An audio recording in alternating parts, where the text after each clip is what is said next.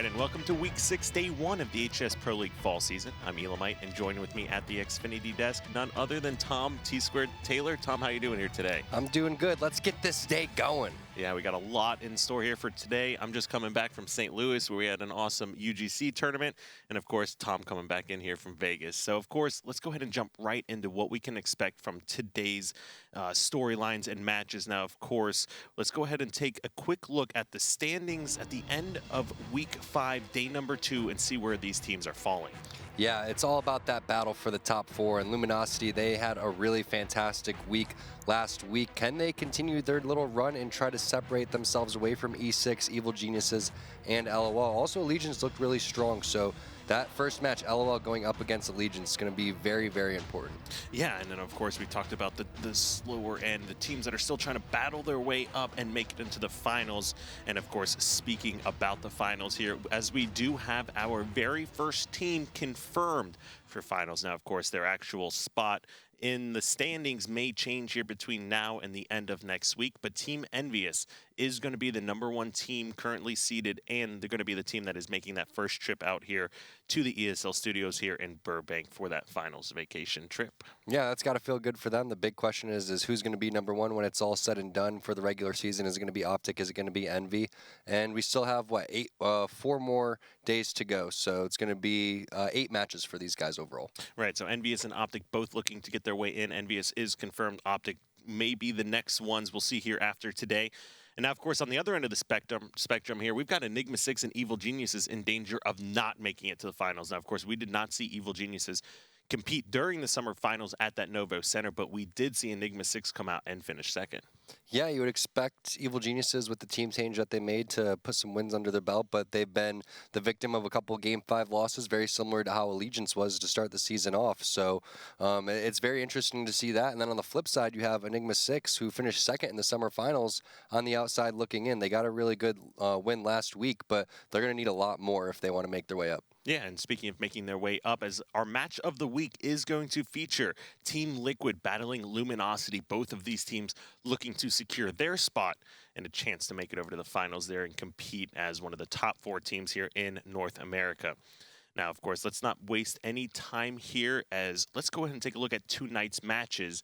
We already talked about the match of the week. See where the rest of the teams are going to be facing up. The game or match 1 of the night, Team LOL will be battling Team Allegiance. Now, Team Allegiance was also struggling a little bit over at the UGC St. Louis event. They're dropping some games to Panda Gaming from the open circuit. Second match of the night, like we said, Enigma 6 and Luminosity. There's a lot on the line here for both of these squads. Yeah, we'll talk about that a little bit more. Looking forward to finding out that LOL announcement tomorrow as well. So Evil Geniuses going up against Envy. That's going to be extremely epic. And then you have Optic Gaming going up against Liquid. So every week we talk about how stacked these matches are, and I don't know, is this the most stacked matches that we've seen so far? Possibly. This is probably more of the most evenly matched games that we're going to eventually see. I'm really curious to see how this is all going to pan out. Every single series is going to bring some new storyline to the table. And like we said, these teams are battling for a chance to make it to the finals here at the ESL Studios in Burbank. Now, if you want to attend that tournament here, you can always go and purchase tickets. The link is at the bottom of your screen. That is esl.gg/NAHCS finals. So we will have the top 4 teams here from North America, as well as 7th and 8th place teams that will be competing in the relegation portion of that event against the top 2 teams that are coming from the open circuit. And of course, those teams will be determined here in just a couple weeks at the Pro League PGL event in Las Vegas. Yeah, I think that the one thing that we saw over the weekend is just how fantastic some of these Legendary Cup teams can play, some of these amateur teams can play, and they have what it takes to hang with these players, especially on land. So there's a lot of work to be cut out for these Legendary Cup teams. Unfortunately for them, only 2 are going to make it into that relegation area. Wish we could expand it just a little bit more, but unfortunately that's not it. Maybe in upcoming seasons. So it's just impressive because it's very hard with the current state, of the format to be an amateur player. So the fact that these guys have continued to grind it out and play at a high level, it's just amazing to see. And these are a lot of big names coming from the open circuit as well. Players that we've actually seen competing here in the Pro League already, whether or not you're talking about Ryanoob or Goofy. Lifestyle's been doing great things. So lots of awesome players still here in the open circuit competing. Now, of course, we do want to hear from you at home as well. So if you want to see your tweet perhaps featured on stream, make sure to let us know your thoughts. Tweet at ESL Halo or at HCS using the hashtag HCS. Now, like we discussed, very first match of the night is going to be LOL battling Team Allegiance here. So, of course, LOL, no surprise, this squad here, they started off a little rocky, but they've had a really strong middle-of-the-pack run, even though they dropped the games to Envious here last week. Yeah, LOL rocking the new logo. But either way, taking a look at their roster, Eco, APG, Ace, and Hines, these guys look really, really good in scrims. And I want to see them just put it together when it comes to the actual event. I had a chance to talk to them a couple days ago, and they were saying how they feel like they haven't done the right things, taken the right steps in terms of warming up for their Pro League matches. And it's very important with this first Pro League match of the day that you're already having that mindset as we take a look at their matchups. Yeah, and over the course of this season, their current league record, of course, 0-2 against Optic Gaming. Rough start there, going 0-6 as far as the map count goes. Then they did have that 3-1 victory over Enigma 6. They lost both of their series here to Team Envious as well as Luminosity. So those are the two that are really hurting them here. They did defeat Evil Geniuses. They lost their first match against Allegiance. So this is going to be that rematch. So a lot on the line here for these two squads. And then, of course, also defeating Team Liquid in a 3-2 victory, which was pretty surprising for everyone at home watching at that time. Yeah, they're kind of rooting against Luminosity right now because they had a huge loss last week to them. So anytime that, Luminosity gets a loss and they can get a win, that's just going to move them that much further. I think that we're at the point now where Team Liquid, Envy, Optic, even though Envy the only team out of those three to actually secure their way to the finals here in Burbank, I really think that Liquid and Optic kind of looking for locks. So again, that big discussion as we saw the standings pop up not too long ago is who's going to be that team in fourth, just like it was in the previous season where we saw Evil Geniuses being that one team on the outside looking in. I believe it was Cloud9 that took that spot. Right, and now, of course, that was Evil Geniuses losing to Optic in the final match of the final week to try and secure their spot there to the finals. Now, let's go ahead and take a quick look at the game types. Of course, these two teams have already gone through the veto process, and we will be looking at a best of 5 here, games 1, 2, and 3. Truth, CTF, Eden, Slayer, followed up by Eden, Strongholds. Should we need games 4 and 5, Fathom CTF, and a Slayer on the rig. Yeah, so it doesn't look like we have any Empire, no Stasis here, and also no Coliseum. So it's going to be Truth, Eden, Eden. So I always like to see when the game types are back-to-back on that same map. I have the teams, brushed off the previous loss from them because Strongholds and Slayer, they play just completely different. In Eden Strongholds, you want to try to control Catwalk and Red Nest. However, in Slayer, you want to try to control Blue. What we've been seeing a little bit more recently than in previous games on Eden Slayer, our team's actually setting up with the sniper over towards Red and getting a little bit more comfortable towards that. So I'm interested to see if that happens in this specific game type, the rotations outside, maybe utilizing security to kind of go over there and retake Blue control once you actually do rotate. And now, with these game type selection here, these are 5 game types that these two teams have not matched up on yet in the regular season. Now, game 5 of the first matchup was, in fact, Eden Slayer, but if you're at home watching, that was Allegiance with the 3-1 victory. They never made it to the game number 5.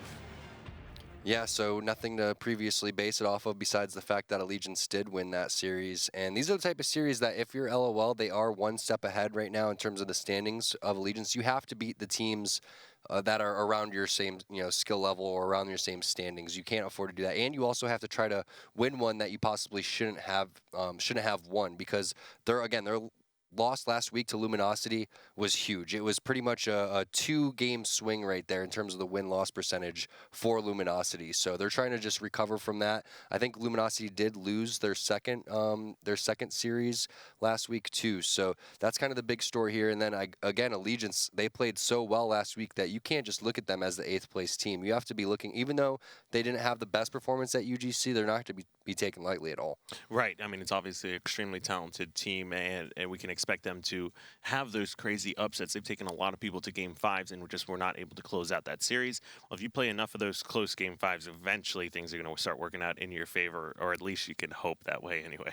Yeah, only one Strongholds out of these 5 game types, which Strongholds I feel like would go over to the favor of Allegiance. But one of the things that has been talked a little bit about is the LOL being a little bit weak at CTF. So is it good for them that they have 2 CTFs and only 1 Strongholds or not? We're going to find out. But I think that this could go 3-1 or 3-2 either way. I'm not expecting any sort of 3-0.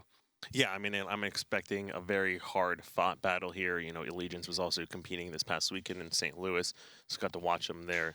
Now, of course, let's go ahead and take a look at the vetoes here for that game number 1 and see how these two teams are approaching the bracket. Now, the very first game, a stasis ban here from LOL. So I do kind of curious about that because LOL actually won that game type in the very first matchup. So instead of having a replay there, they're just going to go ahead and ban Depends that on one. what color they're playing on also for that. So then we saw Coliseum is game number 2 that was banned, and then Fathom CTF was banned. So then we get to Truth, and Truth CTF, I would have to give this advantage on over to the LOL team. I feel like this is a very strong game type for them. I also feel like they could do a good job taking on Eden Slayer too. So I'm predicting it to be 2-1 for LOL by the time we get game number 4. Okay. Yeah, I mean, pretty solid prediction there. I can't necessarily argue too much.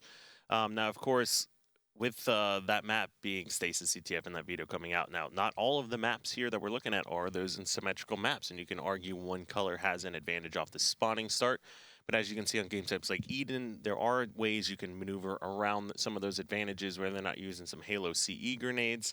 But Stasis CTF, based on the way the map is set up, having the Hydra launcher side and shotgun side, you can argue that one team has a slight advantage as far as respawns, and we're trying to rotate those flags. So that's why you see, I think it's something like a 92% ban rate on Stasis from the team with the disadvantage. Yeah, and it's just not the best map to play. I'm sorry to say it. It's just not that competitive, honestly. It's very hard to get the flag out of there at times.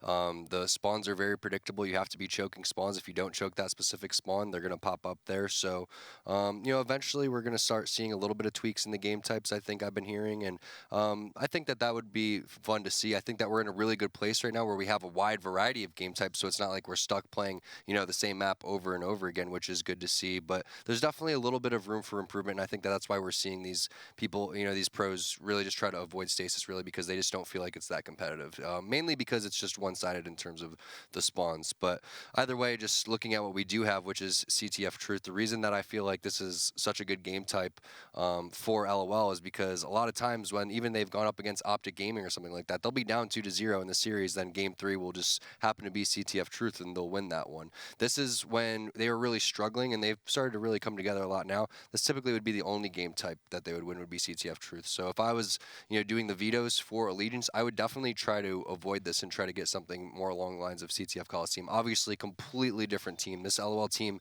has been through so much already, and so many roster changes with people retiring and numerous times, and then people not wanting to play on that team. So they've been through their ups and downs, but they are playing like they have a chip on their shoulder, and they look really good in scrims. Yeah, it's a really good way of putting it. They do play now like they have that chip on their shoulder and that they have the confidence back.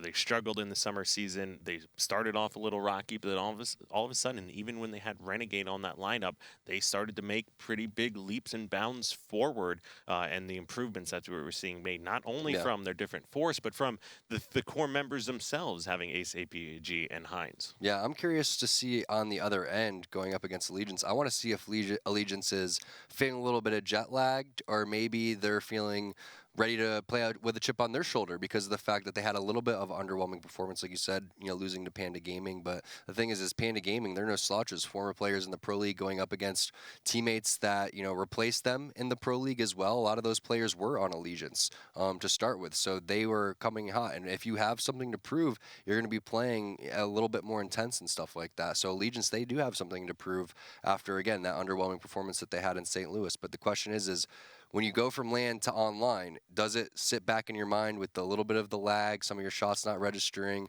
It could frustrate you a little bit. Also, you're going from a place where you had all 4 of your teammates now going back to your homes. So I'm always curious to see who performs better on LAN compared to online. Right. And then, of course, with this LOL squad not attending UGC, this is going to be their opportunity to come back and have their moment to shine. Being in week 6 here already, there is no more room for error from anyone. We already have one team locked in. Of course, Optic, it's hard to predict them falling out of qualification range there. But you do have teams knocking on the back door here. You got the Luminosity, the Liquid, got LOL. So these teams can actually make a run here. Evil Geniuses, even with the Stellar now, they've been struggling really hard, but it's not over till it's over. Well, one win really makes a difference. That's why this series is so important, because Allegiance, if they win, maybe they can talk a little bit. They would need some luck and things to go their way, but we could possibly talk about them making a playoff run. More so LOL, because they do have that one extra win. And what, are they only 2 wins behind Luminosity? So again, if they were to win that series last week against Luminosity, they're looking to possibly be tied there. Instead, they're looking at these are the bottom 2 teams right now. If relegations were to start, that would be the case. And we saw Allegiance, if they were going up against in their series in Panda Gaming, and if that was, a double best of 5 or a best of 7, we could have been seeing, a team getting relegated right there. So it's interesting to see how many of these teams actually are playing so close to these other squads that are in the Pro League. I mean, you have Most Wanted, you have Panda Gaming, you have Threes Up, you have Contagious. There's a hand, and I'm missing another 2 or 3 teams that you have what it takes to maybe not win every single time against these guys, but if it's just 1 or 2 best of 5s or best of 7s, anything can happen. Right, and this isn't just them beating the 7th or 8th place teams in the HCS Pro League. These guys can beat the 4th, 5th, 6th place teams as well, because not only that, but we see, just like last week, Allegiance came out and had the victory here. So there's a lot of back and forth action, and sometimes we'll see Evil Geniuses have that crazy series and beat Optic Gaming. Other times we see Team Liquid 3-0 Team Envious. So there's a lot of fluctuation that we've seen between the pro teams themselves, but don't think for a second that these open circuit teams can't come out and beat one of the top teams here in Pro League. I think the most important thing that people forget about is it's all about when is your moment to shine. And this is the moment to shine for everybody in the Pro League. We're coming down to week 6, only 1 more week after this. Again, it's 4 days, it's 8 matches technically, right? Or is it 4 matches? It'd be 4 matches, right? 4 matches. So it's 4 matches left. So every game matters so much. It's any time that you're going up against, a team that is potentially ahead of you, it counts as 2 games, really, technically.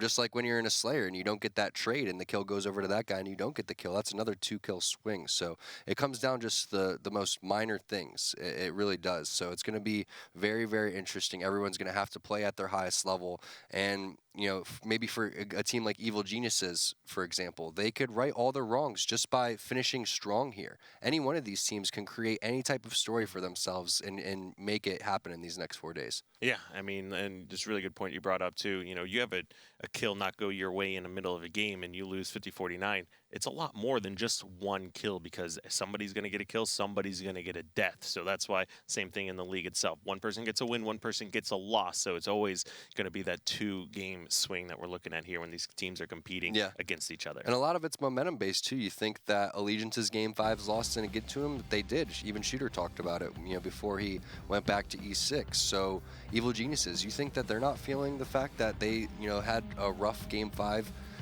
the last couple of rounds? It's definitely going to get to them, but these guys have to forget about the past, and it's all about these upcoming matches here. Again, you can really create your whole fall season just in these next 4 days. It's today, it's tomorrow, and it's next week's Thursday and Wednesday. And we're starting this one off here with Falcated. Thanks so much for waiting as we got those players in the game. It was taking just a moment longer here, but we do have Falcated already pushing out P-side and trying to contest LOL, going for that camo position. Now Richie Hines trying to do his best to keep him off of camo, and does in fact secure a kill and will grab that camo. Now he might get burnt here. In fact, it does go ahead and get burnt. And then you do have Cody or Contra there already moving the LOL flag outside of pink.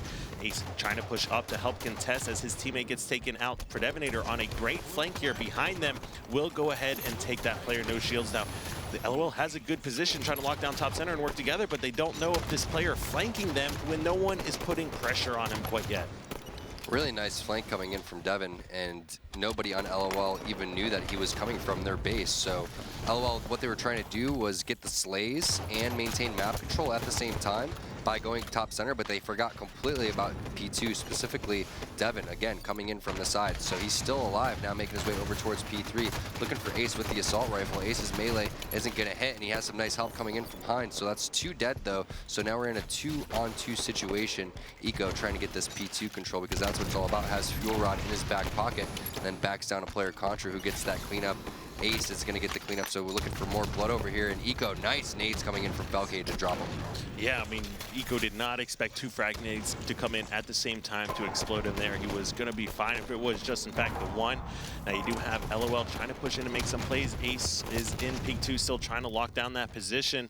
You had a flank from Heinz, but he was going to be killed quickly from 2 players coming over here, car side of the base. This is actually really good. That's 2 dead right now for the side of Allegiance, and this is a LOL flagpole coming out pink side. Now it looks like Falcade's the last guy alive, so Falcade has to decide if he wants to stay alive and maintain control or not, because this flag is going in. This is going to be tied up 1-to-1, Kyle.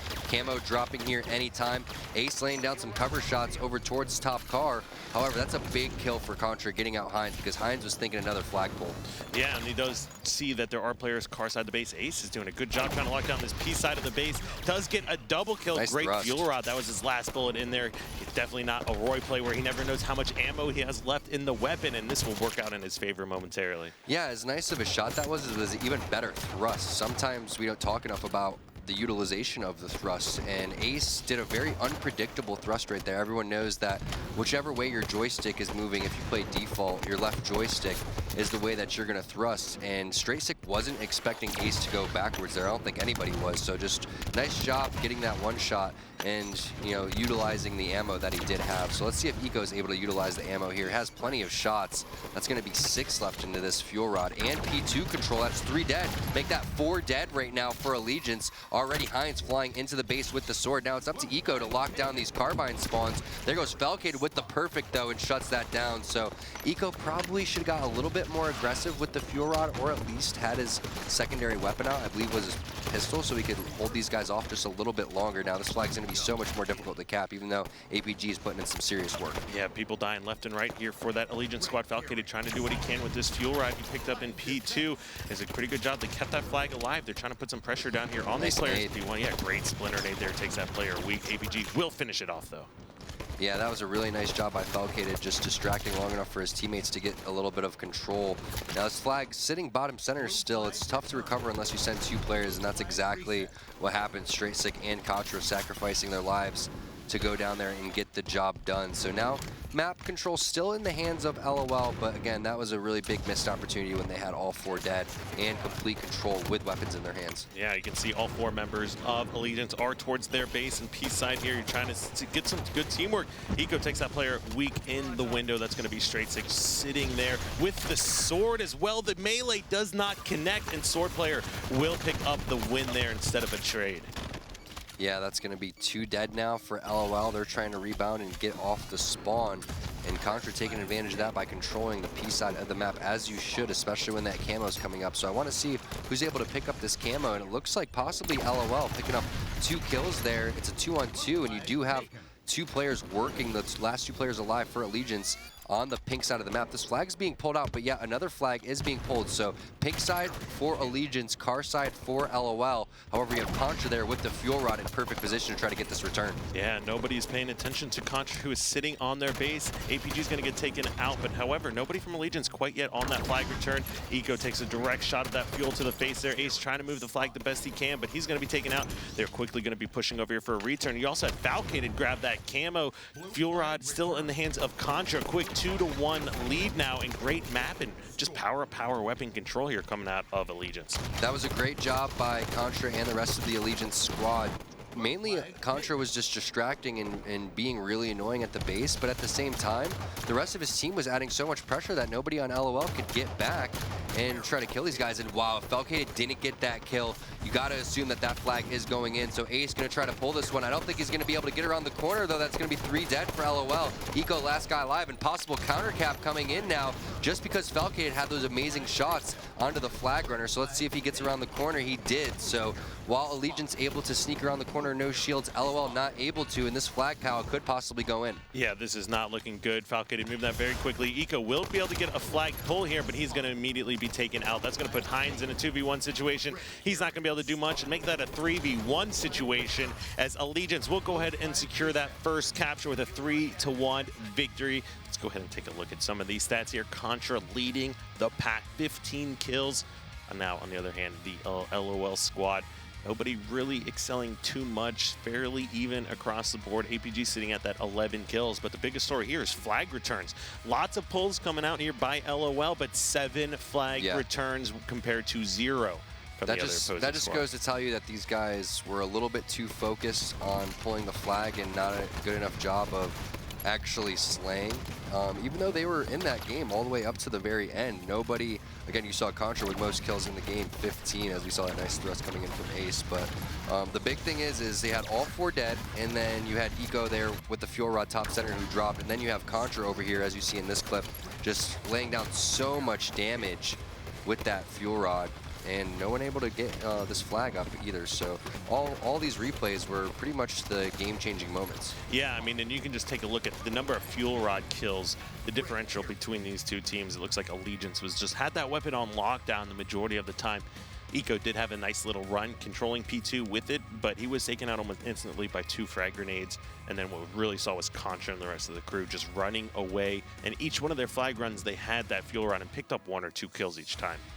That's a great sign for Allegiance moving into 2 Eden game types. So Eden Slayer and then Eden Strongholds. Now, I do think Eden Slayer, just like I thought CTF Truth, would go on over to LOL. So again, that's why I think it's an even better situation for Allegiance to be in now, because I still do think that this is going to be a 2-to-1, but now I'm going to have to give the advantage on over to Allegiance in this series. We'll find out if LOL has what it takes to brush that loss off. They did get a little bit outslayed too, mainly because Contra had that fantastic little run with that Fuel Rod. So gonna have to control the weapons here, make sure that you're not letting Straight Sick go off with the sniper. And then we saw, you know, also Devin and Felcated really step it up. I think it was in Game 5 Eden Slayer last week. So these guys know what they have to do to win this game type.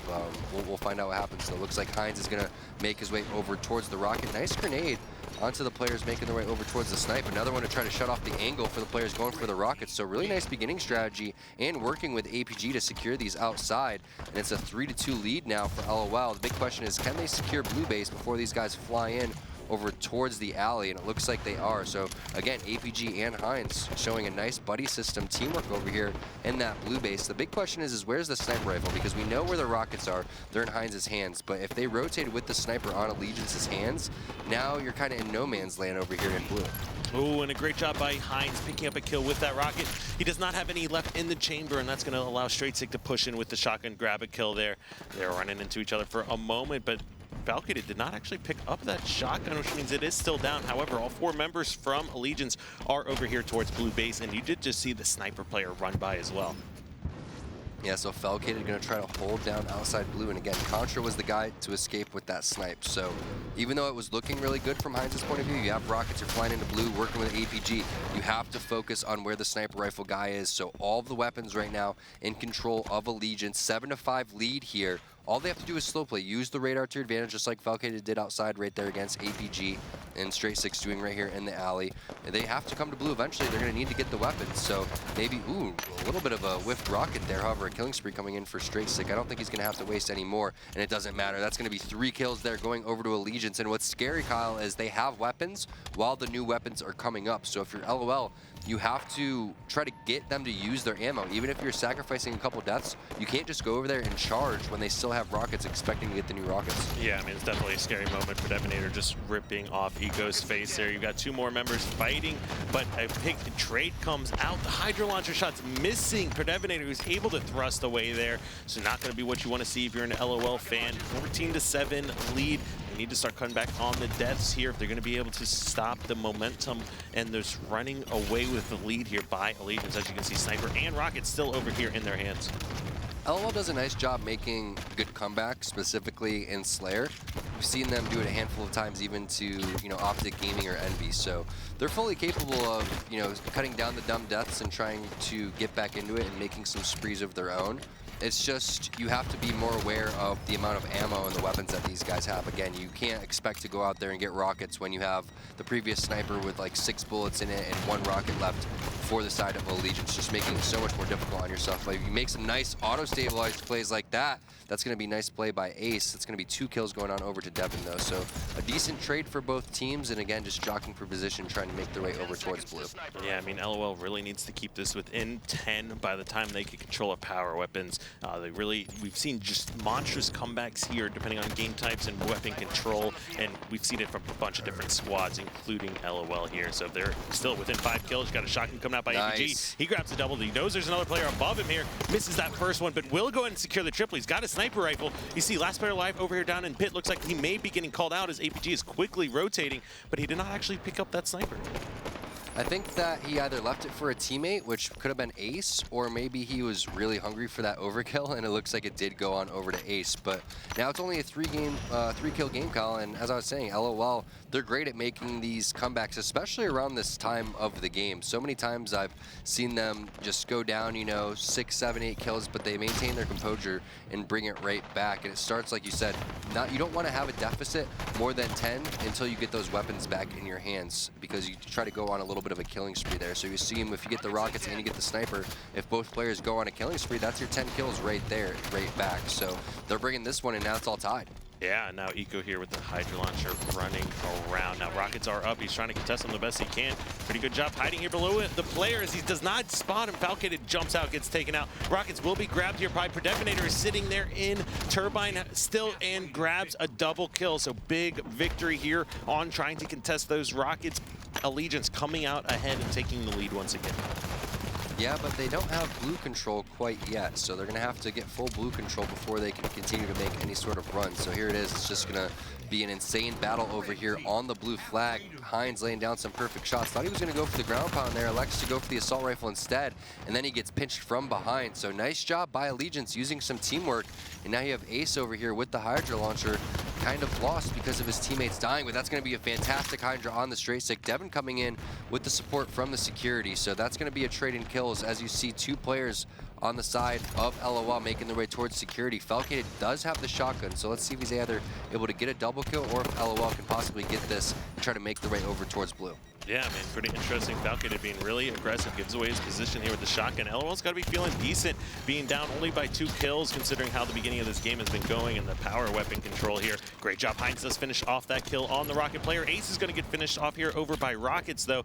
So you do have action happening on both sides of the map. Not both teams essentially working together flawlessly, just a lot of back and forth action. And now we're back to within 1. Yeah, we're back into 1, and we haven't seen this game slow down at all yet. Everyone just constantly charging, trying to make their way over towards blue.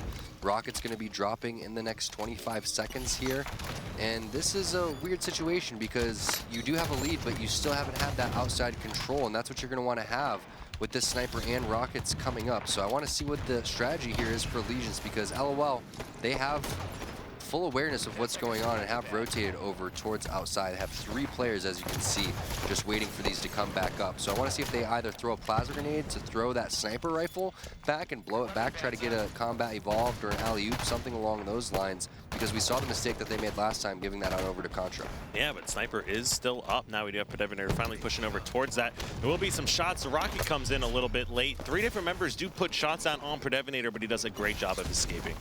He does, and the light rifle player, I think that was Ace, not able to get that final little headshot onto Devin, and we'll find out if that's going to prove fatal for these guys now. Interestingly enough, Devin not electing to sit on the blue platform, wants to get the battle rifle instead, and now is making his way possibly into security. So interesting strategy with the sniper rifle. More often than not, you're going to see players try to get a little bit more of a height advantage, but Devin thinking that's too predictable, and now looking for a player. Ooh, Ace barely didn't peek out enough for Devin to pull the trigger on there. Wanted to keep his positioning and still wanting to keep his positioning and his ammo. So he's going to give that information on over to these guys.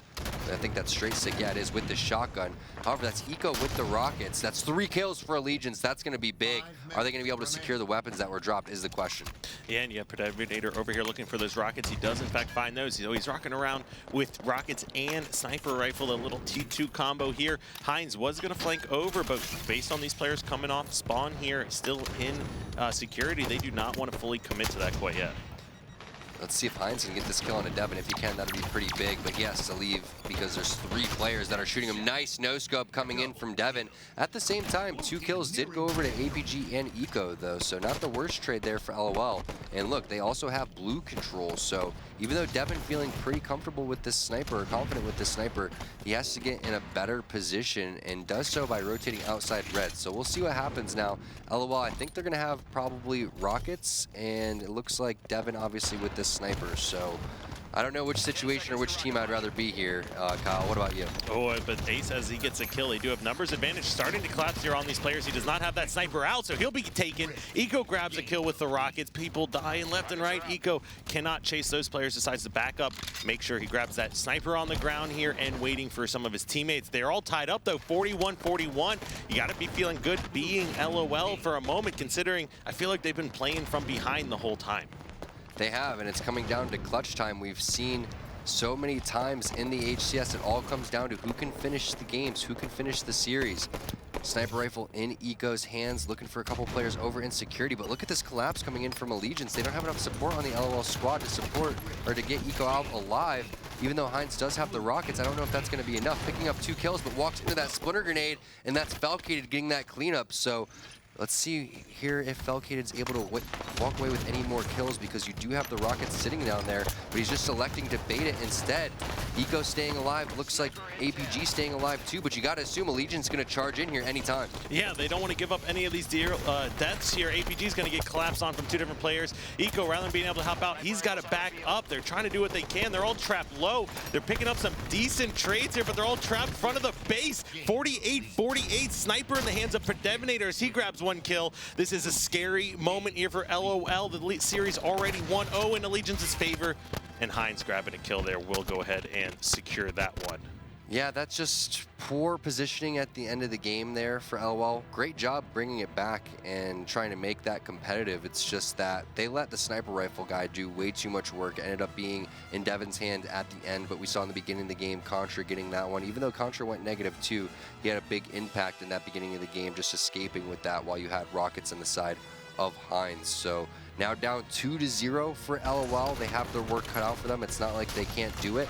These games have definitely been close. It's been 1 or 2 mistakes, but that's kind of been the story for LOL, where they just make 1 or 2 mistakes, and that's kind of cost them the series here. They're going to have to play a little bit cleaner, especially to start the game, if they're going to want to, win this series, because again, a reverse sweep, you don't have to play completely perfect, but you're going to have to do something different. Yeah, I mean, that one went over to Allegiance's favor just barely. I liked LOL doing a great job trying to stay alive right there. That damage and challenge there, you might have been able to back down and stay alive. I don't think that Hines was expecting the splinter grenade to explode so fast, and it took down his shields a little bit more quicker than he was anticipating. So I would have liked to see him possibly thrust back and value his life a little bit more, but then again, you don't know if that guy was called out 1 shot outside, or if again he thought that he was going to escape the damage from that grenade, if he could thrust over it. But either way, going into Eden Strongholds, this is a great advantage for Allegiance. Let's see if they're able to close this one out. If it goes to game 4 and 5, you can see CTF, Fathom, and then Slayer the Rig. Those are definitely 2 game types that you would have to say could go either way, just like we thought the series was going to go either way. But Allegiance, they're proving that they're not jet lagged, that they're ready to play, and they're coming in focused with a chip on their shoulder after their underwhelming UGC performance. Yeah, and I bet we're going to be seeing, a lot of improvements between their losses at UGC and what they've been able to correct and fix here. We've seen in the past, it was those Slayer and Flag games that Allegiance would let slip through their fingers every single time, and in this case, it was the exact opposite, and it was them clutching it at the very end of the game, and a lot of that led by Predevinator and some amazing sniper rotations, and then of course grabbing that last sniper at the end. It's just the angles and the downfall of being at red base there for LOL. Even though they had amazing baiting and switching, listening to each other, good communication, solid teamwork, it doesn't matter when you're all trapped in front of the base at red, and then you have Devin just sitting up on top of the sniper rifle perch with full ammo. So just way too easy. He's gonna hit those shots, against the best team or the worst team in the world. There's just lined up, nobody taking him out of scope. And it was just very small things, too, like in the CTF Truth game where we saw all 4 dead, and then Eco was top center with the fuel rod, and everyone charged out from the carbine side, and he didn't get any damage down. And then also, I think it was Ace was trying to run that flag around the corner, and Felke had the perfect shots, and then they countercapped that one to bring it to a 3-1 instead of a 2-2. So very, very minor things. You can't get discouraged if you're LOL, but if you're Allegiance, you got to not necessarily feel like you stole those games, but you got to feel good that you executed against a very good team. Yeah, sometimes games, no matter how well you play them, it'll come down to a coin toss at the end. But I mean, coin toss essentially just who's going to clutch it and who's going to come out ahead in an individual or make just a good play. And what we saw there, that the contest here and the splinter nades that we saw from Allegiance to kill Hines, especially at the end, worked out as far as the timing in the game and those weapon respawns. So it's something you always have to try to keep in mind. It's when to charge, when to sit back and wait. And one of the times is when those weapons are spawning, you want to sit back and wait. They had some additional time to play that one out, but Allegiance did do a great job of collapsing there towards red base and just staying alive. And then, of course, Predevinator coming off the spawn over towards blue base was able to secure, once again, another sniper. One of the best ways and more underrated ways to get back into that game type is going through that security area, because the shotgun will spawn, respawn very shortly after you drop it. So when you have the rockets and the sniper rifle and you have the, little meters over their head talking about when they're going to come back up, sometimes you get distracted by those and forget that the shotgun can actually lock down a complete side of the map by yourself, especially in more closed off areas, which is the security and the alley and things like that. So we saw what APG can do with it. He grabbed it, ran in towards the alley, got a triple kill. It's just, you didn't see any very nice setups going on from either team. It was just kind of back and forth the entire time, nobody maintaining complete control. And a lot of times players were just rotating and running away from the sniper area and running out of blue to go over towards red because they didn't have enough support. So I don't know if that was just poor execution in terms of controlling setups, or if it was just a nice job by both the teams to try to break those and add aggressiveness. So we saw at the end when Straight Sick was over towards the security, ended up getting a shotgun kill onto someone over there, and then they had to force a rocket kill onto him, and 3 kills went over to Allegiance when they had weapons in the hands of LOL. So that's just another one of those times where they just didn't execute as cleanly, and Allegiance punished them and won the game. Yeah, and as far as sniper rifle control goes, I remember seeing Ace grab a sniper with one shot and get a headshot, I think, with it. And then on the other hand, 6, 7 different sniper kills coming out from Predevinator, including all those rotations with the weapon.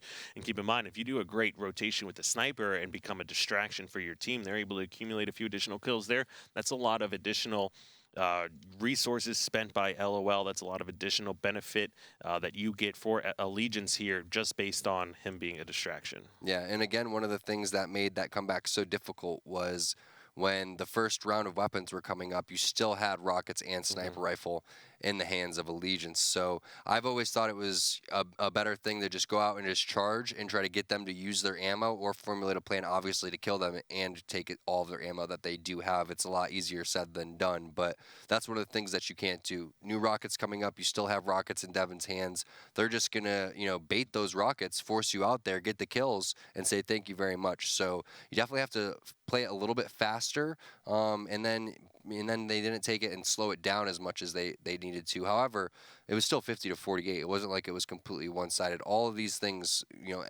fix 1 or 2 of these things, and we're looking at a different game. Yeah, I mean, considering the fact that the majority of power weapon kills and power weapon control did go over in the favor of Allegiance, it was a little surprising that the game was in fact that close. So obviously LOL doing something right, being able to battle from behind and keep those games close while just having a disadvantage as far as control. Yeah, we're going to find out how good their power-up control is, because we didn't see any power-ups in Eden Slayer, obviously, and only the camouflage in that Truth CTF game. So maybe they can, play a little bit better when there's more power-ups introduced here. Maybe Hoaxer can play a little bit more of a factor in terms of timing things. And obviously the pace of Eden Strongholds completely different than the previous 2 games. So again, we were talking about, LOL's losses, and I had a chance to speak with them, and they said, we feel like we're not getting warmed up enough going into this series. Again, they're down 2-0. Are they going to win this game because they're warmed up, or what's going on here? Are they just getting a little bit outplayed from Allegiance? I don't know. We're going to find out. Yeah, it is the very first match of the night. We're our 2 games in, both going over to Allegiance. Series is not over yet. LOL knows the importance of this match. Allegiance looking to continue their ability to try and make a run, even though it's not looking good. But of course, if they go ahead and take this victory here in this game number 3, they may be very well closing the door here on LOL and making Luminosity that much closer to making a trip to finals. Yeah, and then if LOL loses this series, it gets scary in terms of the relegation talk for them. And they're a team that even Lethal gives them tons of props and says, LOL's so good. I want to see these guys, being in a top 4 team. I feel like they deserve to be. However, they're not performing when it comes, Pro League day, when it comes HCS time. They just start off a little bit too slow. So let's see if they can get it going here. Ace over here trying to make his way over towards that catwalk area. Has some help, but Straight Sick just walks right by Eco and gets the melee. However, it does look like APG was able to secure the overshield, and he was. So he's going to have to put in some serious work because nobody else has a power-up or power weapon right now on the side of LOL. So a lot riding on APG's back as he rotates outside, fighting 2 players. One of them is a rocket guy, laying down a lot of damage onto Straight Sick and staying alive, working with Ace. Ace picks up both the kills, so that should be possible blue bend reset coming in for LOL as they take catwalk and red nest. This is exactly what they needed. Not a slow start to a game, starts giving them momentum, helps their communication get going as well. And that was an amazing start. That rocket player could have taken out, I think he didn't want to kill his teammate there, so he didn't shoot that rocket directly at APG, and it worked out. It just paid wonders here for the LOL squad as Ace and APG were able to pick up some of those trades and actually secure map control to start this one off. Yeah, and a lot of things that we haven't talked about is they pick up the battle rifles as well. So Eco having the battle rifle here, I think another player has the battle rifle too. So when you're just spawning, with pistols and with your assault rifle, even though Halo 5 very balanced, it's obvious that the battle rifle is what you want to be going for here. So we'll see what happens for Allegiance. Are they going to be able to retake control? They're going for catwalk and going for red nest, and it looks like they do get taken out of there. What I don't like for Allegiance is that they're going kind of individually into the strongholds. You have to set multiple people into there.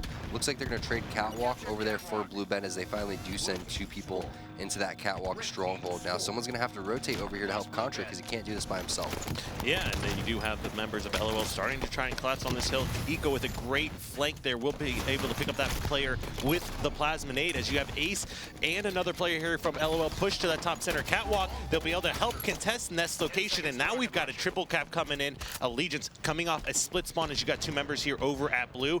You have 1 pushing for catwalk, 2 pushing for Ben, though. This is good kind of a hiccup maybe by Allegiance. Oh, and that, just like that, you do have that player give up catwalk, immediately push back to blue, knowing that maybe he was making a little bit of a misplay here. Yeah, I would like to see Ace add even more pressure on that catwalk area going towards blue bend. I don't think that they were expecting the blue bend push to come in because, like you said, they were all kind of split up, so Ace didn't know if someone was flanking over towards the alley or what was going on. But either way, they were able to secure the power weapons and the power ups from this, so it's not the end of the world. That triple cap ended very quickly, but now you do have control going right back on over to LOL as Devin's trying to fend off multiple players. Looks like APG over in the red nest and Ace over there towards the security area. And blue bend's still on lock right now as you have Hines over there with the rockets. So 3 players trapped over at blue for Allegiance. They're trying to get out of there. This is not Slayer. Oh, this is great here for LOL. Ace picks up a kill on Contra there in security. So basically Allegiance has to just back up and wait. They're not going to be able to do anything. Hines grabs a double kill with the rockets. Caught Predevinator trying to do what he can to Clouds, but LOL just doing a great job of working together. Look at the bait and switch action that we're seeing out of these guys. They're definitely looking more warmed up here now as it's a 50-point lead. And Hines, yet again, securing another kill. It's going to be a temporary triple cap going in their favor as what a clutch return. Ace coming off another multi-kill as well. And LOL is absolutely steamrolling here, game number 3. It's just because of their fantastic start, and you can tell that their communication, the way that they're moving around the map, they're looking more warmed up. And again, this is the mistake that they made last week where they felt like they didn't have adequate enough time, whether that was scrims or an arena, flag warm-up, whatever they do to get focused for this. But they're looking completely different from this game from the previous 2. And that's a good sign for them because they're going to have to play like this, not only, in Eden Strongholds, but CTF Fathom, and then I think game number 5 is Slayer on the rig. So this is the type of intensity that you need to bring, for all the teams need to bring, every single time in the HCS Pro League. So it's nice to see them finally taking full form here and getting it going. Ooh, great shots by Falcated. Picks up that kill on Ace. Now, finally, Allegiance being able to put some additional points here on the board as they still hold the Nest and Ben here. However, security control still in favor of LOL as Eco's able to secure that kill on Falcated. You've got the new overshield that just came up, finally going over in the hands of Predevinator. This game is still far from over. We've seen some crazy comebacks on this before, but you do have Richie trying to grab the Nest and will be able to secure it. Wow, what a play. No shield, staying alive, securing the red nest, and with only 15 more points before you win, that's a very big secure. That means only one more push here from Allegiance. Where's it going to go? Looks like towards Red Ben, but you have APG in prime position there with the SMG, laying down some more shots onto Contra after picking off Falcated, who I believe had the rockets. Now he's just going to distract all the players, picking up another one, Devin as well, so completely shutting down that push. Triple cap coming in for LOL. It's going to be very difficult for Allegiance unless they take Red Nest immediately and Catwalk. This one pretty much over. Meanwhile, Eco securing that camouflage. That's going to be all she wrote there for Allegiance. Wow. We do have a series on our hands now. It's going to be 2-1 in favor of Allegiance. LOL winning their first game of the day. Take a look at some of these stats here now. Pretty even across the board for Allegiance. However, Eco 14 kills. You had Heinz 5 captures, 11 kills. 2 really big games out of those guys, especially that Heinz play at the end, securing that nest, and the amount of triple caps that LOL had. This is definitely a different LOL squad that we're looking at here now as opposed to that first 2 games we just played. And you can see their confidence looked a lot better that game. They were just flying out, working together. Great bait and switches all around. Yeah, they turned it up to another level, and that's exactly what you need to do. A lot of it had to do with APG securing that first overshield, and they continued to just clutch it up and make really good rotations, smart plays throughout the entire thing. So moving into CTF Fathom here, another one of those game types where you do have power-ups and power weapons, so maybe that's the type of maps that they need to take down these Allegiance guys. When you look at CTF Truth, yeah, you do have the fuel rod there, and you do have the camo, but you don't have the wide variety and more weapons and power-ups that can be in more people's hands to kind of get going. And if you're struggling with warming up, that's what you really need. You need that first overshield pickup. You need to get that sniper rifle in your hands so you can feel like the series just started. Yeah, and Fathom CTF, this is a game that we've seen LOL have a lot of success on. Always kind of goes back to that relegation tournament where they did go into a 5-game replay but actually come ahead and secure the victory. So Allegiance have been good at CTF games as well. LOL being down in the series 2-1. Obviously backs against the wall for more than one reason besides securing this win against Allegiance, but it's keeping their hopes at making it to finals alive here. A lot of it comes down to the beginning strategy here, making sure that you're securing the railgun, making sure that you're getting that camouflage. And one of the weaknesses, big weaknesses for LOL is securing captures. Now, we saw in CTF Truth when Falcated got that really nice kill on the flag runner around the corner. And we also saw Eco top center with the fuel rod when they had all 4 dead. 2 flag caps that could have went in LOL's hands, and it could have been a 3-2 victory for them. Instead, they're down 2-1 in this series. So they have to make sure that they're not making those minor mistakes. All right, now I'm looking at kicking this one off with the team that just took game number 3, continuing the series here. And APG, who had a great number of games so far, is immediately pushing out here towards elbow, secures that battle rifle, and then he's going to get a contest here. 2 players kind of push out towards the front of the base. Nobody from LOL actually went in the bottom center. However, Ace with an amazing splinter nade actually secures the kill on the railgun player. APG and another member pushing into the base, but great job by Contra playing some defense here. Will be able to hold off that charge. Contra really shut that down. I thought that was going to be a very aggressive push for LOL, and picking up 2 kills is going to slow that one down. So now we have Ace slow playing this over here towards Blue Treehouse, making his way over towards the elbow. He's going to spot over Falcated in that pit area, and then you do have Contra playing even more defense with that light rifle, but I think Ace should be able to get this kill. Nice job by Contra using that wall to his advantage, and here comes a kind of different flag run. Ace pulling this over towards the porch because where everyone was located. Doesn't matter though because Falcated coming in with that railgun going to stop that flag. Yeah, it looks like LOL did not have eyes on where that railgun went. APG picking up some perfect shots with that light rifle will secure 1 kill, so numbers advantage still fairly even. Map control looks like LOL just being a little bit more quick on the push to go to top center, while Falcated, who just grabbed that double kill, is still sitting here in his own engine.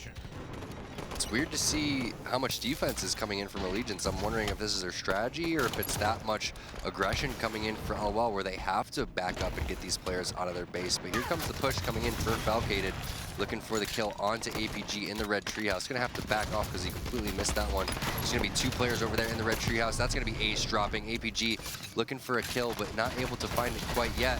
And you have to get into the flag now if you're Allegiance after those 2 kills. You're gonna have spawners over there in the silo, and that's just not quick enough because you do have Heinz top center just shutting down that push. Now Heinz can either lock that down or elect to push in towards the enemy base for a pull here. So I want to see what he's gonna do, as you do have multiple players for LOL just trapped over in the engine. Hey, but it was enough defense. It worked out. They took out both players that were essentially had their base on lockdown. Eco starting that one off with a great Spartan charge in the window.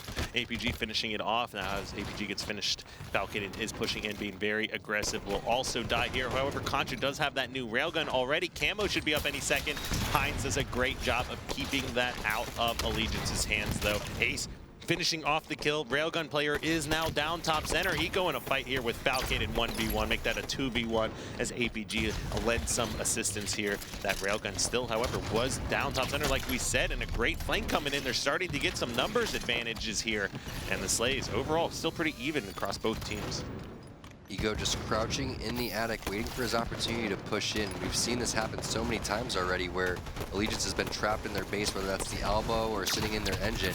And nobody on LOL has been able to get that flag pulled pretty far quite yet. So let's see if this is the opportunity for Eco and squad, possibly picking up a triple kill here onto Devin. Ace comes in with the cleanup. However, that's again that minor mistake, not getting that flag around the corner may come back to bite them. That's the last player alive. Contra taken out of no shields immediately by Ace. Is anyone going to be able to get the touch though, as you have multiple players coming back on the silo, and Ace aware of that, so he immediately rotates. Possible flag pull coming in from Devin. He does get it. Nice nade. Doesn't do any damage, however, and Ace just trying to find where all these players are. Eventually 3 players drop. There goes the return. Flag cap goes on over to LOL. Oh, and this is good as Contra pushes out too far with his teammates dead, which will put him down. Perfect opportunity to get that flag secure and then regain map control, as Contra needed to let that one go. Yeah, but the thing is he felt like his teammates have already overextended and were getting that pull. His decision was already made in his head when he got to that point. Sometimes, though, you have to just back off and realize the situation and not give up any more deaths. Heinz realizing that as his teammates, he sees 2 red X's popping up, but Falcated wants none of that, and he goes and immediately takes down Heinz as you have players from Allegiance pushing in. Devin going to go for the railgun here, and this is the opportunity for Allegiance to try to tie this one back up. Now, Devin's trying to get top center because the camo is going to be dropping here. However, 2-on-2 situation isn't going to be enough for Allegiance to get into the base. So now he's going to have to just slow play this one, use his grenades to cut off some angles and try to get this camouflage. As Heinz making his way up there, gets the burn. Is he going to be able to escape? He does. So nice job by Heinz, stealing that one right from Devin. Yeah, that was pretty funny to watch there. Heinz knew, hey, I don't want to fight this railgun player top center. I don't know where the rest of Allegiance is, but camo is up and I need to do something here, and he escapes with it. So that was a great job by Heinz, helping out this LOL squad, pushing to grab or continue to grab this map control. Yeah, so here we have Contra trying to get some sort of top center control, and that's what you need in CTF Fathom to get anything done. But we haven't seen any, top center railgun control. A lot of the railgun kills have been coming from the ground floor. So you see APG does have that railgun. I want to see if he's able to get over towards top center here, if he's going to stay down low. All right, now he did secure 2 kills here already. Only has 2 shots here left in this rail gun. Does throw a nade, knows there's a player here in the engine of the base, sees another one in window. So they do have spots or locations of several different players here, but they're waiting for the rest of the teammates to come off spawn.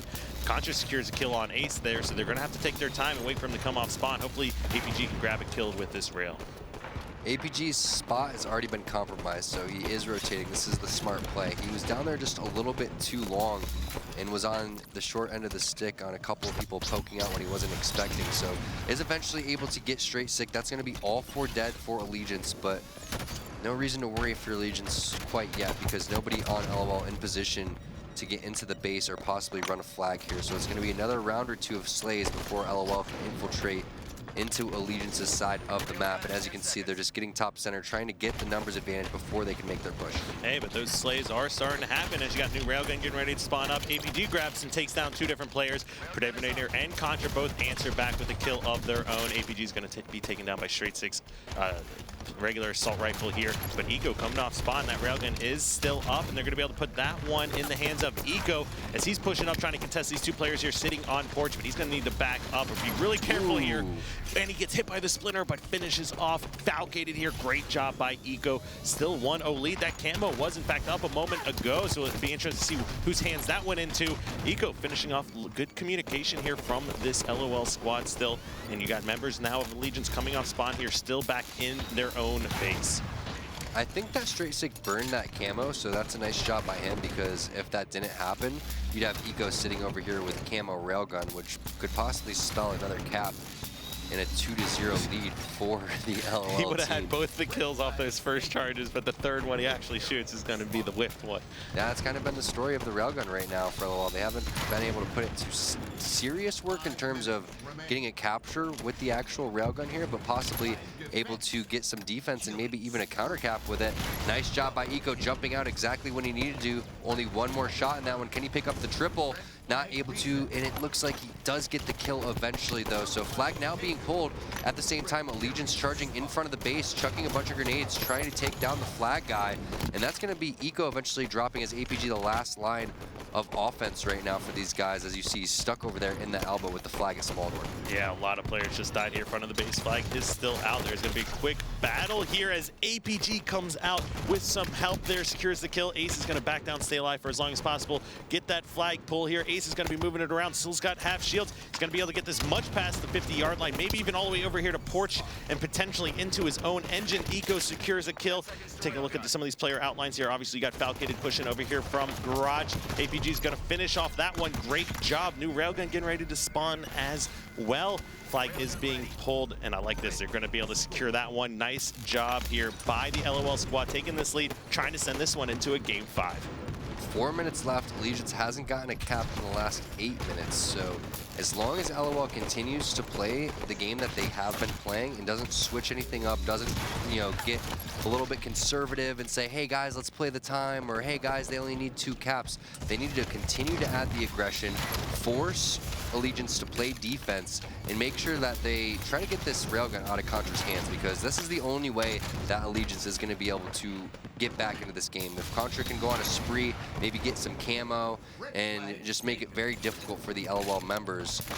But it doesn't look like no one is getting inside the base quite yet for Allegiance. They haven't been able to get a pull while Contra got all those kills. Oh, and Contra's still securing kills here, but with all that and no flags being run, he's going to be out of ammo, and essentially Allegiance didn't get all that much accomplished, and the time is starting to decrease even further. Falcated, however, with that storm rifle, grabs a double, gets taken out. Flag has not been able to be pushed out of the base. Still 2 members here. Predator trying to push in. Gets betrayed here by Contra as he shoots in through that window. Nice little headshot there. Contra hasn't missed a shot, whether it's against his own teammates or against any players in the last couple of battle rifle shots. But again, you haven't gotten any caps for Allegiance in quite a while. Now, as I was saying, LOL, they need to make sure that they're still playing their same game. If you're Allegiance, you need to switch up what you're doing, because you can't expect to come in with the same strategy the last 10 minutes and get all these slays and not get any flag pulls. Someone's going to have to go in there and make something happen. It looks like that's going to be Falcated possibly here with his pistol over towards the elbow. But look at that, 3 players for LOL are going to shut down that push. And now Ace, sitting outside on the silo, is going to be able to possibly stop any flag pull that does happen. I think that player is one shot. However, nice job by whoever that was to just toss that one out, and that was Devin, eventually dropping to APG. So APG clutches it with the double kill. That flag's not going anywhere. Yeah, that was amazing defense here by LOL. Once again, Contra getting caught over there by the silo. He's pushing and committing to this fight. Pretty interesting play. APG was not expecting it at first. Does get taken weak here. He will put some shots back there, and there's going to be a little cross-map action going on. Rather than to commit to that fight, you will have APG trying to lock down this treehouse here. 2 members of Allegiance pushing in the front of LOL's base right now. You got 1 in engine, 1 on the flag spawn. You see a railgun shot go by, but as Falgated gets taken out, APG with some nice shots there, picking up a triple-double and flag defense action. Once again, at 1:20 left on the clock, which means they have to secure 2 flag captures to send it into overtime here within the next minute. And then, of course, then we'll be looking at the next flag capture to win. APG trying to take that player down, and he does. So that's a huge kill because now APG stays alive with the railgun a little bit longer. And every single time that you send a player to their death with only a minute left, it's going to be that much harder for them to get into the base. And as you can see, desperation starting to set in for Allegiance. They're all just flooding into the base. When you have 2 players in engine, but Eco with a great location to take both of them out. Last one was in front of the base, but he's not going to be able to get anything accomplished here by himself. 40 seconds left in this clock, and I can't imagine that this game is not, or this series is not going to a game 5. Yeah, we're definitely going to see Rig Slayer. I believe it's going to be game number 5. And that's just a very well and clean played game so far for LOL. Again, it's not mathematically over, but unless they get these flagpoles right about now, and I don't think, yeah, so that one's not going to happen. This game's going to be mathematically over as you see APG sitting there with that railgun, just trying to pad the stats a little bit, and we are going to be moving into a game number 5 in our first match, week 6, day number 1 here in the HCS Pro League. And of course, just not enough time here in the clock for them to come back now. Eco is going to lose that 1v1 here per Devinator as he grabs another melee. But like we said, too little, too late, not going to be able to do anything. Got to get that flag across the map in 1 second. Won't even be able to secure 1 capture here, and that's a 2-0 lead in game number 4. This series all tied up 2-2.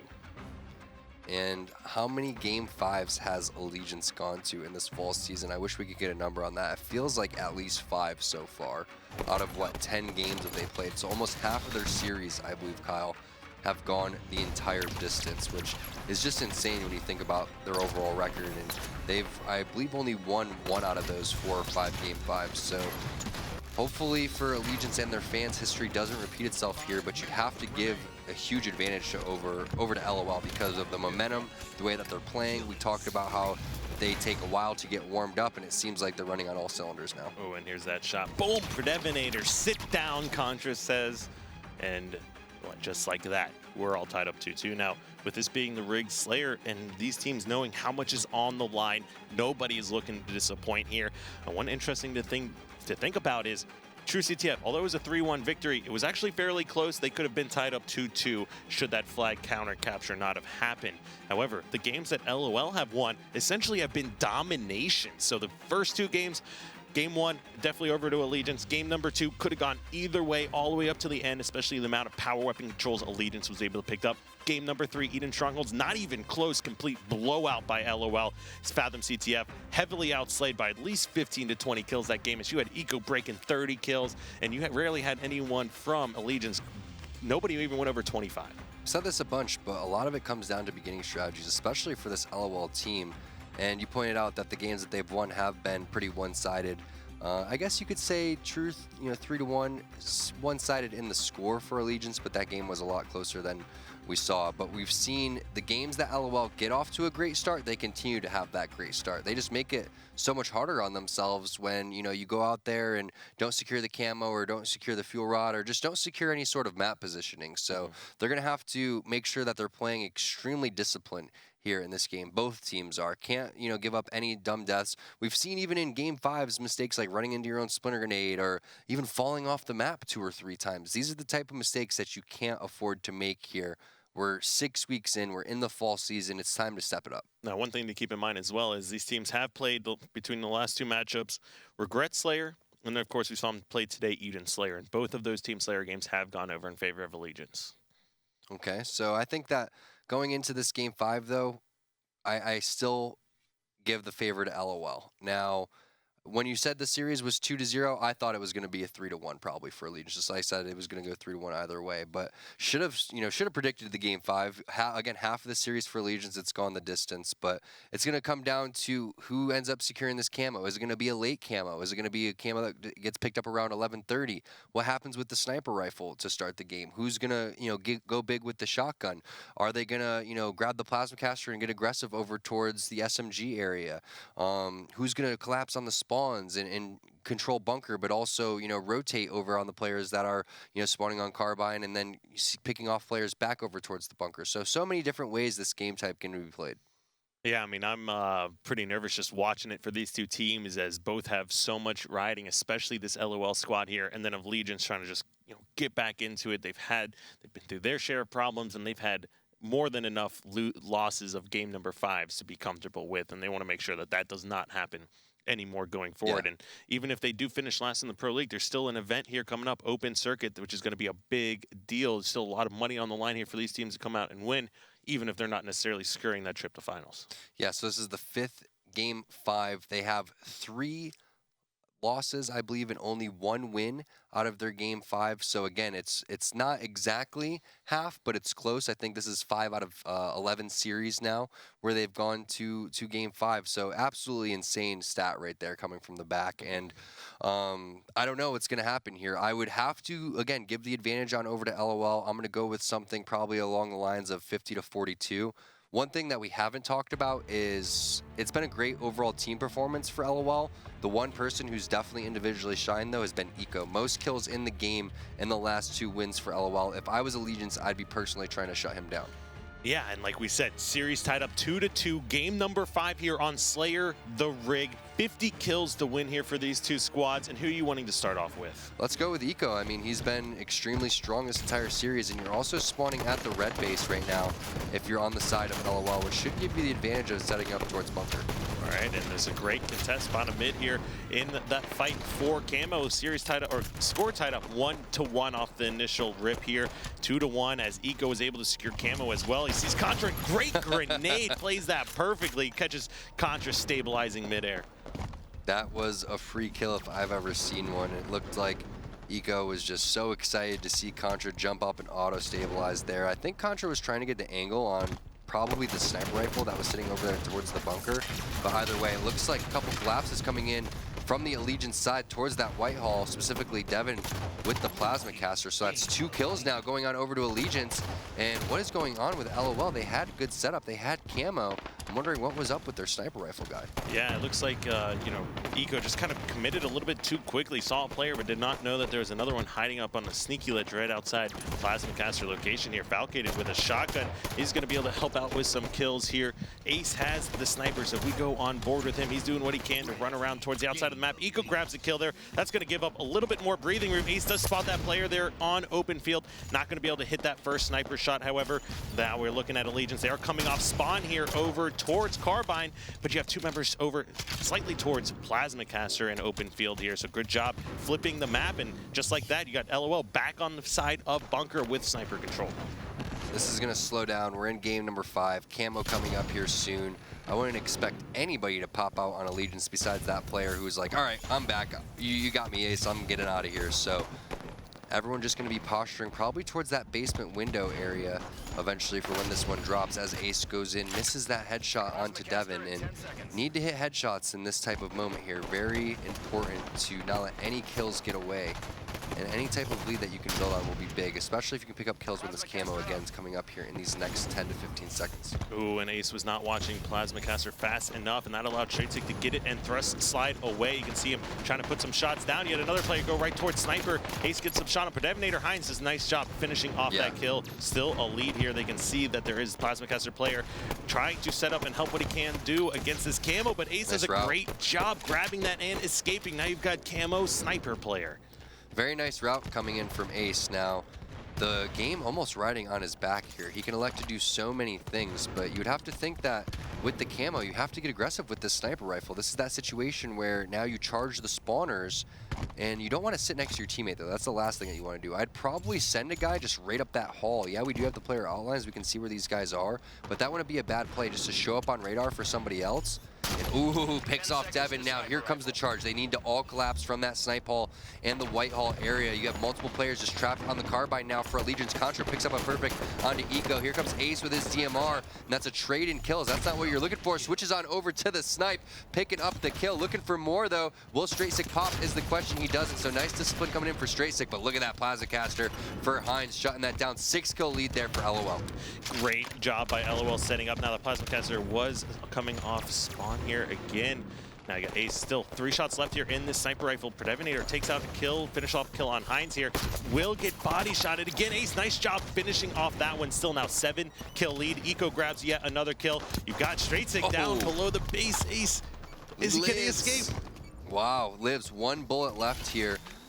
Very close to being a headshot and a nice no-scope, but predicted coming around the barrel side of the map. So nice grenade by whoever that was on Allegiance. And now let's see if Ace can get the headshot he can't onto Contra, as Contra does have a snipe of his own, so that's a very big play for Ace to make sure that he can try to get that kill. But either way, Heinz flying in here. Heinz is still full shields, gets the trade in a 2v1. What a sick play by Richie. That was amazing. Heinz doing exactly what he needed to do. 6 kill lead here. You got the Plasma Caster in the hands of APG. I like what he did, just checking that Carbine spawn to see if anyone from Allegiance is going to be coming up there. They do still know 2 players over here towards Bunker. They've got him a good trapper, you know, kind of collapse going on, but you had Ace die tower 2, and now APG is going to be getting caught by himself. If APG doesn't realize, he could have bounced those a little bit differently and got the kills. So nice job of hiding there for Allegiance. And I like this play from APG too, to kind of back off. And you don't want to give the Plasma Caster over to these guys, because then I think they're going to have every single weapon on Allegiance. So now the big thing is the time. It's going to be a very slow game here. We're in game number 5. Nobody want to giving up any deaths here. I'm not expecting this to go to 50, Kyle. Yeah, I mean, this one, both teams playing it extremely slow. Both have been on the losing ends of game number 5s before. Allegiance does not want to experience that feeling anymore here. And then, of course, LOL with a 4-kill lead does not want to let this one slip through their fingers. So let's see what happens as you have APG still with this Plasma Caster. Wondering where he's going to go on the map. And look at everybody getting very aggressive for LOL. So here comes the charge. The big question is who's going to be the first player to drop? Typically, whoever gets the first kill gets aggressive and should have the advantage in terms of getting the slays. And if you get the slays and you are LOL, you're going to want to continue to hold Bunker. So we'll see. APG gets the first kill on a Falcated, but Straight Sick with the shotgun picks up 2. So nice job by Straight Sick. And APG answers back, finishes off kill on Contra there. The last 2 players were over by Bunker. However, Straight Sick already top tower. New new Plasma Caster not going to be spawning yet, but we got the new sniper rifle coming up here in 10. I love how slow APG's been playing this. He's been so disciplined. This is your one way to get back into the game, picking up kills with this weapon, and also securing this area for when the camo's coming up. So if he can continue to be a force in this position, then that adds so much pressure on the Allegiance team to try to get him out of there. And if you don't, then you have camo going right into your hands, and then you can get the sniper rifle after that. So unless Allegiance just kind of mans up and gets him out of there with an SMG or something like that, APG is just going to continue to dominate. Yeah, and they catch Straight Sick coming off spawn over towards Carbine. We'll be able to pick up that kill. Up by 6. New camo is up. It gets burned, but that's another kill going over in their favor. Last 2 guys trapped over here by tower, coming off spawn in Bunker. Yeah, here it is, still alive for APG. Multiple kills now going over to both teams, but Eco picking up a double should open up the map for these guys. I believe that's a one-shot. Straight Sick hits his head. APG out of ammo. What is going on? Either way, Ace comes in with the cleanup, and that's a 9-kill lead for LOL. Straight Sick turned into his teammates, who decided to put this ledge here I just ground pounded into instead of being able to secure that kill on APG, but works out in their favor as they grab now a 10-kill lead, and everything has fallen into place for a reverse 3-0 sweep by LOL.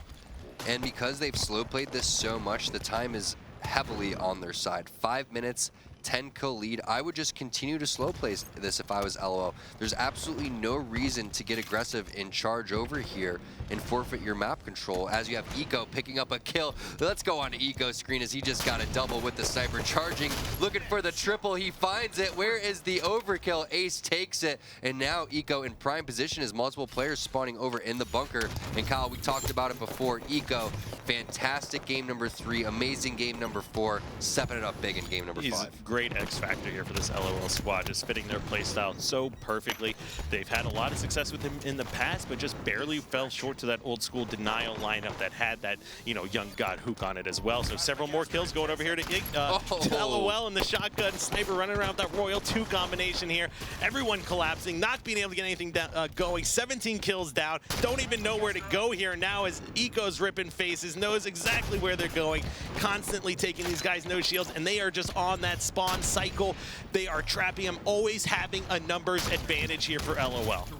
So difficult to come back when you're on the ropes like this, and there's just not enough time for Allegiance. It's a 20 kill difference, only 3.5 minutes. The reverse sweep is alive for LOL. However, you do have the weapons in Contra's hands. Contra definitely wish she had a little bit more ammo. Only 2 there. Camo coming up. You need to secure this if you're trying to win the game. Oh, and look at LOL just doing a great job collapsing. Got railgun shots coming in. Contra, however, answering back, takes out 2 players. However, that's not going to be enough at this moment in the game, considering how far behind they currently are. And they let them burn the camo, so APG sacrificing his life, being a team player, realizing the situation. The only way that they're going to come back is if they continue to hold this sniper rifle in their hands and get the camo. I was watching the player outlines. Ace with no shield, jumping around bottom, jumps up and gets a melee on a player over towards Whitehall.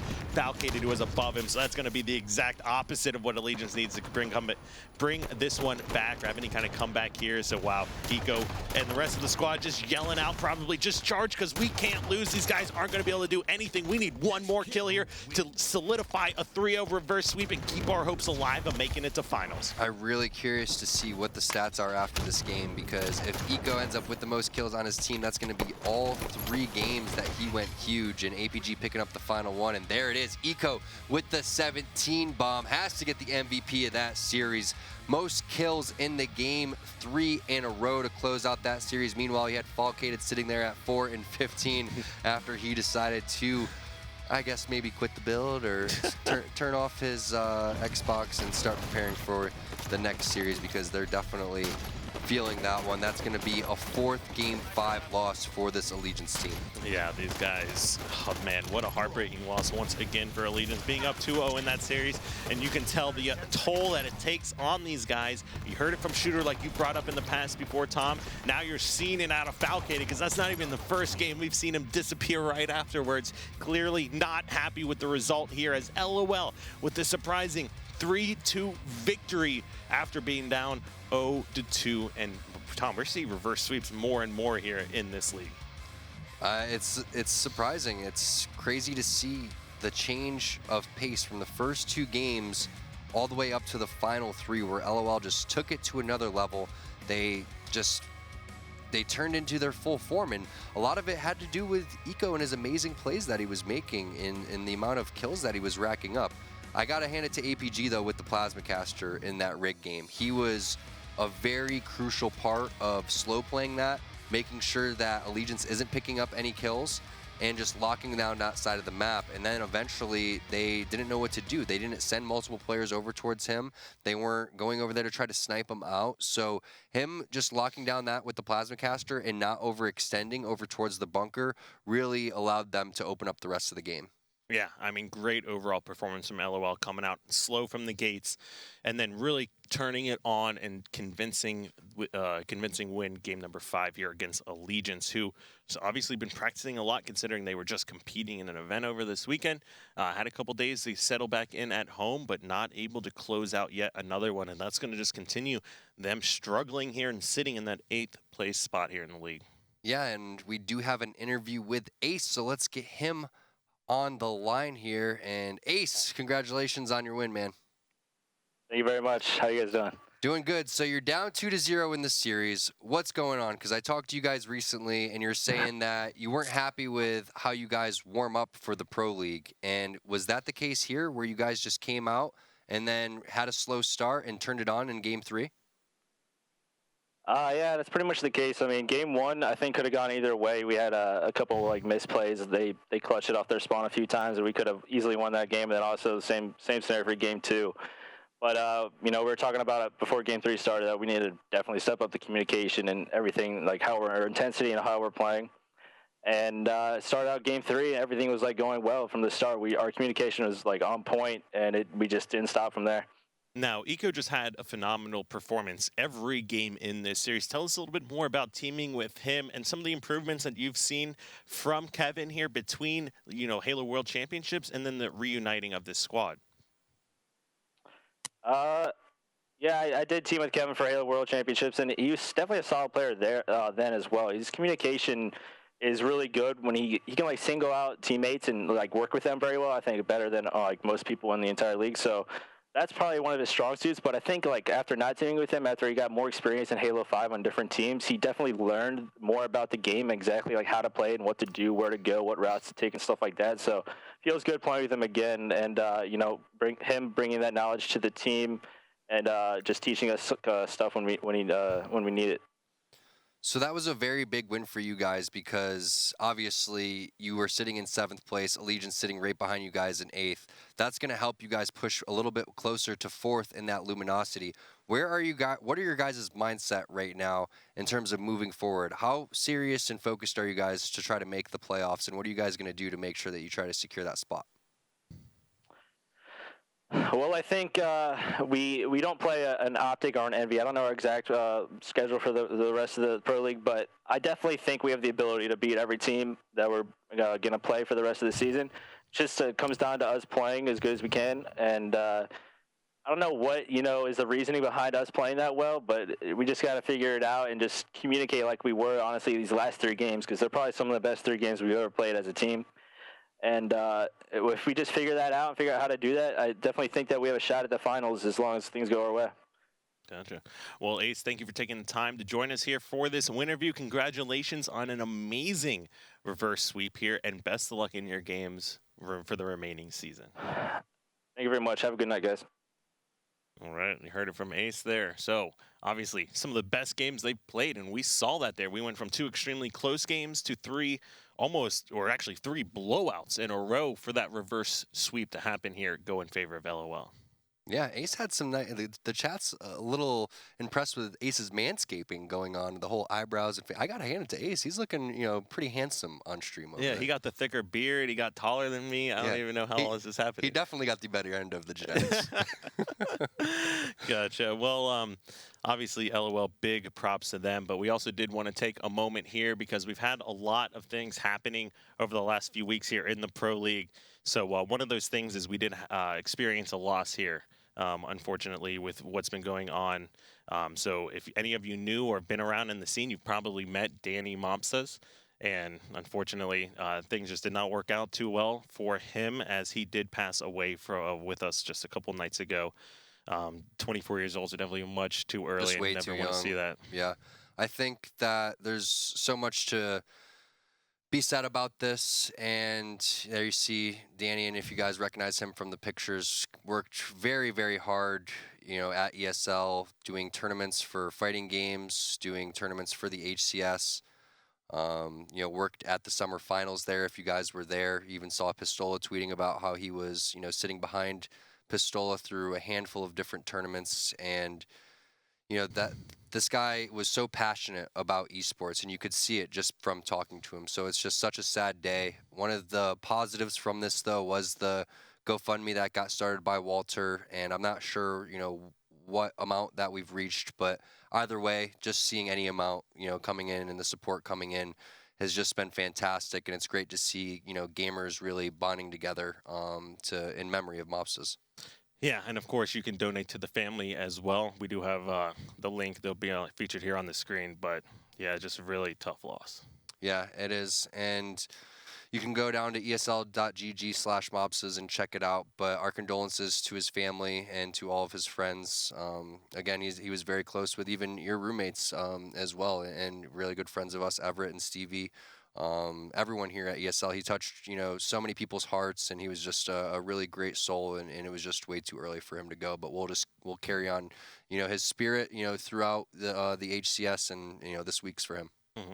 And with that being said, we'll go ahead and take a quick break here, and we'll have the rest of the Pro League coming up after this.